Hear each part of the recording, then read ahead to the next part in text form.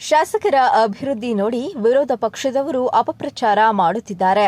ನೆಲಮಂಗಲ ಯೋಜನಾ ಪ್ರಾಧಿಕಾರದ ಅಧ್ಯಕ್ಷರಾದ ನಾರಾಯಣಗೌಡರು ಬೆಂಗಳೂರು ಹೊರವಲಯ ನೆಲಮಂಗಲ ನಗರದ ಸುಭಾಷ್ ನಗರದ 16ನೇ ವಾರ್ಡಿನಲ್ಲಿ ನೆಲಮಂಗಲ ಯೋಜನಾ ಪ್ರಾಧಿಕಾರದ ಅಧ್ಯಕ್ಷರಾದ ನಾರಾಯಣಗೌಡರು, ನೆಲಮಂಗಲ ನಗರಸಭೆಯ ಅಧ್ಯಕ್ಷರಾದ ಗಣೇಶ್, ವಿಕೆಎಸ್ ಕೆಂಪರಾಜು ಮತ್ತು ಎಲ್ಲ ಗಣ್ಯ ವ್ಯಕ್ತಿಗಳು ಸೇರಿ ರಸ್ತೆ ಕಾಮಗಾರಿಗೆ ಗುದ್ದಲಿ ಪೂಜೆ ಮಾಡಿದರು.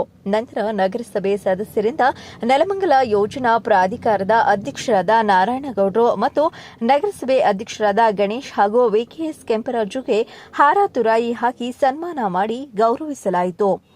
ನಂತರ ಮಾಧ್ಯಮದ ಜೊತೆ ಮಾತನಾಡಿದ ನೆಲಮಂಗಲ ಯೋಜನಾ ಪ್ರಾಧಿಕಾರದ ಅಧ್ಯಕ್ಷರಾದ ನಾರಾಯಣಗೌಡರು, ನೆಲಮಂಗಲ ತಾಲೂಕು ಅಭಿವೃದ್ಧಿಪಡಿಸುತ್ತಿರುವ ನಮ್ಮ ಶಾಸಕರ ಕಾರ್ಯವೈಖರಿ ನೋಡಿ ವಿರೋಧ ಪಕ್ಷದವರಿಗೆ ಹೊಟ್ಟೆ ಉರಿ ಬಂದು ಅಪಪ್ರಚಾರ ಮಾಡುತ್ತಿದ್ದಾರೆ. ಕೈಲಾಗದವನಿಗೆ ಕೊನೆಯ ಅಸ್ತ್ರ ಅಪಪ್ರಚಾರ ತಾನೆ. ನೆಲಮಂಗಲ ತಾಲೂಕು ಜನರಿಗೆ ನಮ್ಮ ಶಾಸಕರು ಅಮೃತ ಕೊಡುತ್ತಾರೆ ಹೊರತು ವಿಷವನ್ನು ನೀಡುವುದಿಲ್ಲ. ವೃಷಭಾವತಿ ಸಂಸ್ಕರಿಸಿದ ಶುದ್ಧ ನೀರನ್ನು ನೆಲಮಂಗಲದ ಕೆರೆಗಳಿಗೆ ಬರುತ್ತದೆ. ಇಂತಹ ಅಪಪ್ರಚಾರಗಳಿಗೆ ಜನಗಳು ಮತ್ತು ನಮ್ಮ ಶಾಸಕರು ತಲೆಕೆಡಿಸಿಕೊಳ್ಳುವುದಿಲ್ಲ.